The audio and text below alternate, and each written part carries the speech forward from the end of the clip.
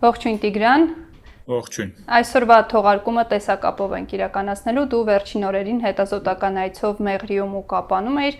բնականաբար առաջին հարցը ուզում եմ թրիփի մասին առհասարակ բնակիչների վերաբերմունքը, տեղեկացվածությունը եւ այն անձանց վերաբերմունքը, որոնց հետ շփվել ես, կարող ես առաջին ձեռքից մեզ նոր տեղեկություններ տալ։ Այո, կարծում եմ ինձ համար գլխավոր նորությունը այն էր, որ Մեղրիում, Ագարակում եւ այլ սահմանամերձ շրջաններում եւ քաղաքներում ապրող մարդիկ շատ քիչ ինֆորմացիա ունեն թրիփի վերաբերյալ, դրա իրագործման որոշ դետալների վերաբերյալ բազմաթիվ հարցեր, որոնք մենք ունեինք մինչև վերջին շրջանի փաստաթղթերի հրապարակումը դեռևս գոյություն ունեն մարդկանց մոտ, այսինքն շատ հաճախ մարդիկ հարցնում են այնպիսի բաների մասին, որոնք արդեն կարծես թե պարզաբանվել են եւ պաշտոնական եւ այլ մակարդակներով։ Եվ սա ցույց է տալիս, որ պարզապես նորմալ աշխատանք չի կատարվում տեղի բնակչության հետ եւ խոսքը ոչ միայն բնակչության մասին, այլ նաեւ պաշտոնյաների մասին, այն որ շուտով կարող է արդեն շինարարության գործընթաց սկսվել, առնվազն չգիտեմ, խոսում է այն մասին, որ կարող է տարվա վերջ սկսվել կամ հաջորդ տարվա սկիզբ եւ մարդիկ տեղում չգիտեն տարբեր դետալների մասին, դեռևս ունեն մտավախություններ, սա իրականում բացասական իհարկե իրողություն է։ Կարծում եմ այս այցը նաև կարևոր էր սեփական աչքերով տեսնելու համար այն տեղանքը, որով անցնելու է թրիփը, որովհետև իհարկե կարելի է լսել, նայել տարբեր ռեպորտաժներ, վերլուծություններ այն մասին, թե ինչպիսի բարդություններ կարող են լինել եւ ընդհանուր առմամբ process-ը ինչպիսի կարող է լինել, բայց մեկ այլ բան է, երբ մտնում ես օրինակ այդ երթուղին եւ սեփական աչքերով տեսնում ես, որ բավականին սահմանափակ է այդ տեղանքը, որ այդտեղ դժվար թե հնարավոր լինի կառուցել եւ երկաթգիծ եւ օրինակ մայրուղի ճանապարհ։ Կարծում եմ թրիփի հետ կապված մեկ այլ կարևոր հանգամանք, որը այդքան էլ շատ չի քննարկվում մեր փորձագիտական եւ ընդհանրապես հանրային քննարկումների ընթացքում, դա այն հանգամանքն է, որի մասին ի դեպ նշված էր վերջին ստորագրված փաստաթղթի մեջ, որ թրիփի երկայնքով գոյություն են բազմաթիվ մասնավոր հողատարածքներ, որոշ գյուղեր օրինակ այդ մերձակա տարածքում պոմպակայաններ ունեն եւ այլն, եւ Հայաստանի Հանրապետությունը այդ ռազմավարական համագործակցության գործընկերության վերաբերյալ փաստաթղթով թրիփի շուրջ ստանձնել է պարտավորություն, օրինակ այդ տարածքները օտարելու եւ պետական սեփականություն դարձնելու, բայց այս հարցով եւս օրինակ տեղացիները որևէ բան չգիտեն, այս թեմայով նրանց հետ որևէ քննարկումներ անց չեն կացել։ Ընդհանուր առմամբ այն պատկերը, որը մեզ ներկայացնում են պաշտոնական եւ պաշտոնամերձ աղբյուրները, որ Մեղրիում եւ այլ հատվածներում, որոնք մոտ են գտնվելու այդ երթուղուց, մարդիկ ամբողջովին գոհ են կամ ամբողջովին ցանկանում են տեսնել այդ պրոյեկտի իրագործումը, կարծում եմ չի համապատասխանում իրականությանը։ Հենց դա էի ուզում հարցնել, իհարկե բոլորի հետ չես շփվել, բայց տեղացիները ավելի շատ դրական են տրամադրված, թե մտահոգություններն ավելին են, քան լավ ապագայի տեսլականը։ Այո, մենք նախ ընդգծեմ, որ իհարկե որևէ սիստեմատիկ մեթոդ չենք ունեցել մարդկանց հետ շփումների, այսինքն այս միգուցե սա ներկայացուցչական չի այս կարծիքը, բայց հիմնականում այդ շփումները պատահական շփումներ էին, տարբեր հանդիպումներից հետո բակերում եւ այլն մարդիկ հավաքված են լինում, նաեւ այս թեմայով կարողանում ենք զրուցել։ Հիմնականում գերակայում են մտահոգություններն ու մտավախությունները այս ծրագրի հետ կապված։ Շատ դրական կարծիքներ մենք հասարակ մարդկանցից չենք լսել եւ այստեղ կրկնում եմ, որ կարևորագույն հարցերից մեկը հենց այդ կոմունիկացիայի բացակայությունն է, որովհետեւ այն մտավախություններից շատերը, որոնք մարդիկ ունեն,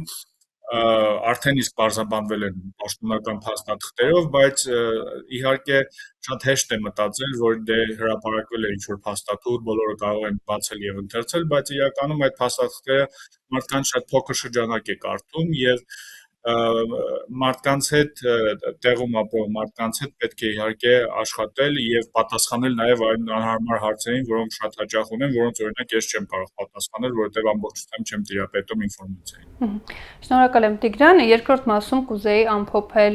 ընտրությունների արդյունքները, որոնք կարծես թե արդեն վերջնական պարզ են, թեև ընդդիմադիր ուժերը իրավական տարբեր գործընթացներ են շարունակում իրականացնել, այն տեսքով ինչ որ հիմա գիտենք, ինչպիսի խորհրդարան ունենք եւ ոնց կապոպես առհասարակ այս նոր ձևավորված խորհրդարանը։ ընտրությունների արդյունքներն էլ։ Տես, դե մենք նախորդ թողարկման ընթացքում ընդհանուր առմամբ ամփոփեցինք արդյունքները։ Կարծում եմ վերջին շաբաթվա ընթացքում տեղի ունեցած ամենակարևոր իրադարձությունը այն է, որ Հայաստանի կենտրոնական ընտրական հանձնաժողովը մեծ հաշվով բացահայտորեն խախտելով օրենքը վերաքվեարկություն չնշանակեց այն 3 ընտրատեղամասերում, որոնց արդյունքները չեղարկվել էին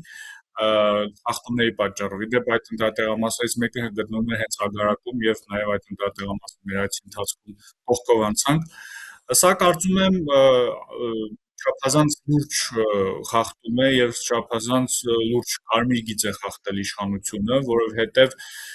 մեծ հաշվով նույնիսկ նախորդ տարիներին, նույնիսկ նախահեղափոխական վերջին տարիներին մենք այս մասշտաբի խախտում չենք տեսել եւ բացահայտորեն քաղաքական որոշում է կայացվում մեծ հաշվով ավելացնելով իշխող ուժի մանդատների թիվը 3-ով եւ թույլ չտալով մեկ կուսակցության անցնել խորհրդարան, որը ստացել էր բավականաչափ ձայներ խորհրդարան անցնելու համար։ Հիշեցնենք, որ այդ նույն 3 չեղարկված արդյունքները չեղարկված ընտրատեղամասերում Բարգավաճ Հայաստան կուսակցությունը 222 ձայներ ստացել, այսինքն վերաքվեարկության արդյունքում ամենայն հավանականությամբ քան էլ կստանար, բայց իրականում ավելի շատ էր, որովհետև այլ ընդդիմադիր ուժերն էլ երևի հակված կլինեին։ Այն բացատրությունը, որը ԿՀ-ն տալիս է, որ դե տեսեք անհավասար պայմաններ են ստեղծվում, տակտիկական ինչ-որ քվեարկություն է լինելու եւ այլն, ինչպես բազմաթիվ փորձագետներ արդեն նշել են,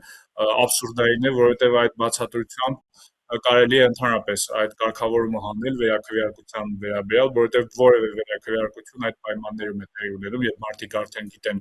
ընդհանուր պատկերը եւ ընդհանուր արդյունքները։ Տես, մենք վերջին տարիների ընթացքում երբ խոսում էինք ժողովրդավարական հետընթացի մասին Հայաստանում, տարբեր մարդիկ հակադարձում են, որ այո, դե ինչ որ խնդիրներ կան, ինչ որ նորմեր չեն պահպանվում, ինչ որ ընտրովի արդարադատություն կա, բայց առնվազն կա ազատ եւ արդար ընտրությունների ինստիտուտը եւ ընդհանուր առմամբ միջազգային կառույցները եւս այդ գործոնով պայմանավորված Հայաստան օրինակ էլեկտորալ ժողովրդավարություն էին համարում, նույն Վիդեմ ինստիտուտը, որ ամենահեղինակավոր կազմակերպություններից մեկն է այս հարցերով զբաղվող։ Հիմա այդ մեծ հաշվով կարմիր գիծը եւս հատվեց։ Իհարկե չի կարելի ասել, որ միայն այս որոշմամբ ընդհանուր պատկերը փոխվում է ընտրությունների, պարզ է, որ իշխանությունը բավականաչափ ձայն ուներ մեծամասնություն կազմելու համար,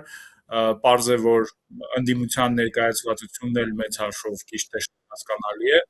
բայց այս փոքր, բայց կարևոր խախտումով կարևոր նախադեպ է ստեղծում եւ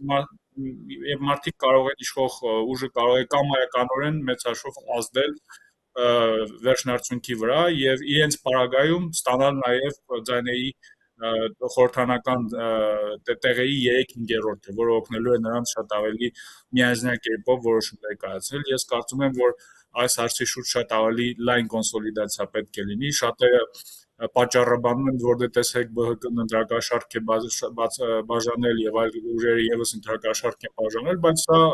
ամբողջությամբ այլ հարթության խնդիր է։ Եթե ընտրակաշառք բաժանել է, կան իրավական մեխանիզմներ, ինչպես գիտենք, բազմաթիվ քրեական գործեր արուծվել են եւ դա դատարանով պետք է այս հարցը լուծվի։ Ժամանակին, եթե մտածում եք, որ ապօրինի գործունեությամբ են զբաղված, կարելի է թույլ չտալ մասնակցել այդ կուսակցություններին, ընտրություններին, չնայած դա եւս խնդրահարույց կլիներ,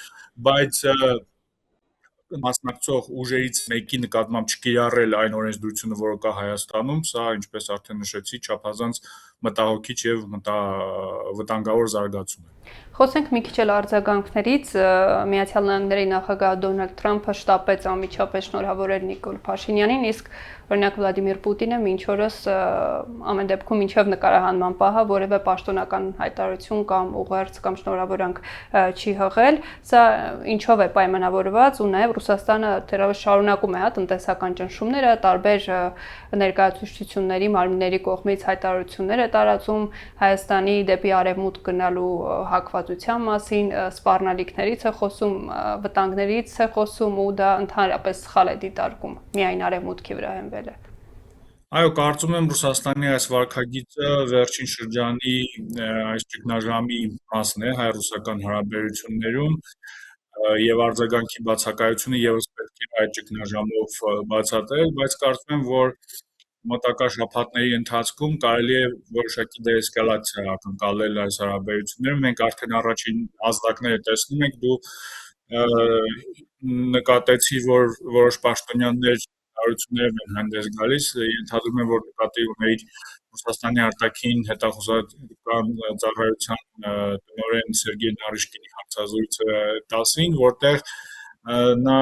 մի կողմից որոշակի սպառնալիքներ հնչեցրեց Հայաստանի նկատմամբ, նշեց, որ եթե Հայաստանը միայն արևմտյան ճանապարհով գնա, լուրջ խնդիրներ է ունենալու, ներքին ինչ-որ ապակայունացում է լինելու, բայց այստեղ նաև կարևոր է նկատել, օրինակ, շեշտը դնել միայն բառի վրա, այսինքն այստեղ խոսքը չի գնում, որ Ռուսաստանը պահանջում է ամբողջովին սկսել այս գործընթացները արևմուտքի հետ, բայց մյուս կողմից էլ Նարիշկինը հայտարարել է, որ նրանք ցանկանում են շարունակել գործընկերային հարաբերությունները Հայաստանի հետ։ Սրա ֆոնին Երևանում կան խոսակցություններ այն մասին, որ Հայաստանը վերջի վերջո թույլ է տալու Ռուսաստանին բացել հյուպատոսությունը Կապանում, իդեպ այո, եւս մեկ համընկնում, հիմա գտնվում ենք Կապանում եւ խոսքը հենց գիտենք, որ տարիներ շարունակ Ռուսաստանը ցանկանում էր հյուպատոսարան բացել հենց Սյունիքի մարզում, բայց տարբեր պատճառներով չէր ստացվում։ Ես կարծում եմ, որ Հայաստանի իշխանությունները ինչ որ քաղաքական դրդապատճառներով չէին ցանկանում Ռուսաստանին ընդառաջ գնալ այս հարցում եւ հիմա այս էսկալացիայի ֆոնին կարող է օրինակ այդպիսի որոշում կայացնել, որը ինչ որ չափով կմեղմի Ռուսաստանի դիրքորոշումը։ Սա ինչ որ չափով նաև հիշեցնում է 18 թվականից հետո հայ-ռուսական հարաբերությունների դինամիկան, երբ Երևանը որոշակի կտրուկ քայլեր էր անում, ստանում էր կոշտ արձագանք կամ առնվազն վախենում էր այդ կոշտ արձագանքից եւ ստիպված գնում էր ինչ որ զիջումների այդ արձագանքը մեղմելու համար, հիշում ենք բոլորս Սիրիա զորախումբը ուղարկելու մասին որոշումը, հիմա իհարկե չի կարելի Կապանում հյուպատոսության բացումը համեմատել ուղարկելու հետ, բայց ինչ որ չափով այդ մեթոդոլոգիան,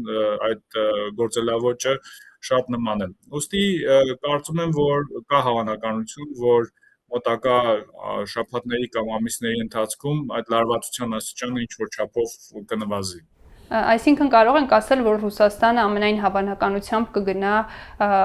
հաշտվելու ճանապարհով իրերի այնպիսի դասավորությամբ, ինչպիսին հիմա կա, եւ հարաբերությունները գնալով կկարգավորվեն, ոչ թե կշարունակվեն խորանալ տնտեսական ճնշումները, որոնք վերջին 1 ամսից ավելի կան արդեն։ Կարծում եմ Ռուսաստանը իհարկե վաղ թե ուշ ստիպված է լինելու ընդունել այն իրողությունը, որ Հայաստանում իշխանությունը վերընտրվել է եւ ուզեն չուզեն պետք է աշխատեն այդ իշխանության հետ։ Կա ավելի մեծ հավանականություն, որ հարաբերությունները դիտարկվելու են տարբեր ուղղություններով, այսինքն ինչ որ ուղղություններով կարող է լինել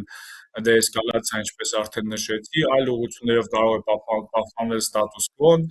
օրինակ ռազմատեխնիկական ոլորտում, համագործակցության ոլորտում կամ ընդհանուր քաղաքական հարաբերություններում, բայց ինչ որ ընդհանուր modus vivendi համատեղելու ինչ որ նոր մոդել ամենայն հավանականությամբ վեր գտնվելու է, որովհետև դժվար թե Ռուսաստանը եւս հակված լինի շատ սուր քայլերի գնալ, հասկանալով, որ դա վերջնականապես դրդելու է Հայաստանին գնալ այլ ուղղությամբ։ Տեսնում ենք, որ Եվրամիությունը եւս սկսել է դիտարկել ավելի լայն արդեն տնտեսական աջակցություն ցուցաբերել Հայաստանին, որը հայտվել է Ասիայի, սա եւս կարող է ազդակ լինել Ռուսաստանին, որ այս քայլերով միմիայն արագացնելու են այդ Հայաստանի հետ հարաբերությունները խզելու գործընթացը։ Շնորհակալ եմ Տիգրան։ Ես եմ շնորհակալ։